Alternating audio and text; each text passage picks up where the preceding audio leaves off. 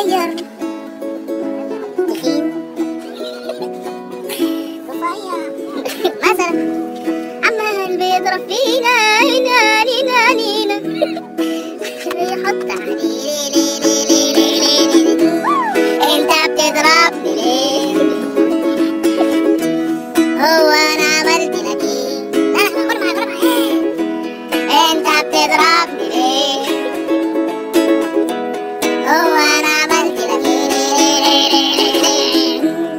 الواد اصله كان في الفصل ابن الحيوان زبالة حيوان كبير ما كانش بيسيبنا في حالنا الحيوان الكبير